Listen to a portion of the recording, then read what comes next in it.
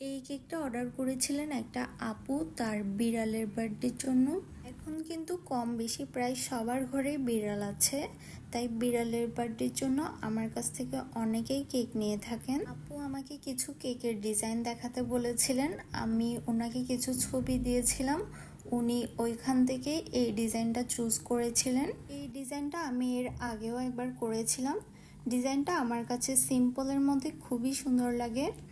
আপু আমাকে কেকটা 1 পাউন্ড ভ্যানিলা ফ্লেভারের মধ্যে করে দিতে বলেছিলেন। কেকের বেস কালারটা আনার জন্য আমি ক্রিমের মধ্যে 1 ফোঁটা ব্লু কালার মিক্স করে খুবই হালকা একটা লাইট স্কাই ব্লু কালার এনেছিলাম, কারণ আমার এটাই লাগতো।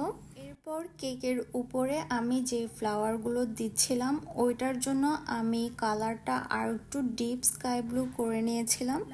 দেওয়ার সময় আমার মনে হচ্ছিল মাঝখানে একটু বেশি ফাঁকা হয়ে গিয়েছিল, কারণ ফ্লাওয়ারটা একটু দূরে করে দিয়েছিলাম আমি।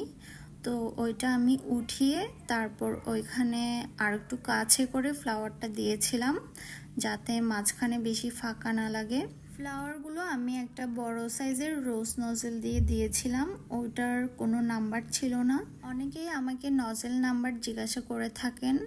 আমার কাছে যেই নজেলগুলো আছে ওগুলার বেশিরভাগেরই কিন্তু নাম্বার নেই, যার কারণে আমি নাম্বারটা বলতে পারি না, কারণ এই নজেলগুলো আমি অনেক আগেই কিনেছি।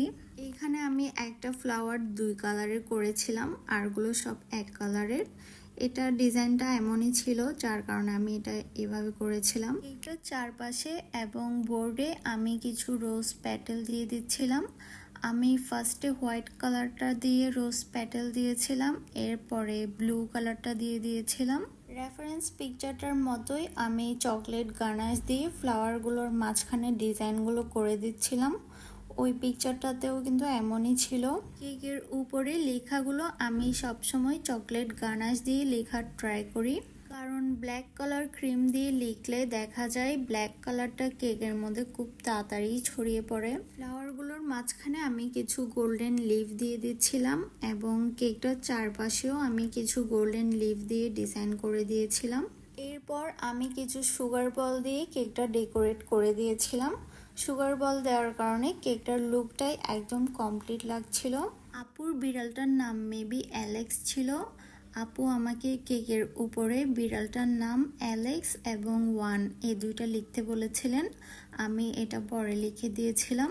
কথা বলতে বলতে কিন্তু আমার কেকের ডিজাইনটাও কমপ্লিট হয়ে গিয়েছে। এই কেকটার কালার কম্বিনেশনটা সামনাসামনি দেখতে কিন্তু অনেক বেশি আই সুদিং লাগছিল। কেমন হয়েছে আমার এই কেকের ডিজাইনটা আপনারা সবাই অবশ্যই কমেন্টের মাধ্যমে জানাবেন।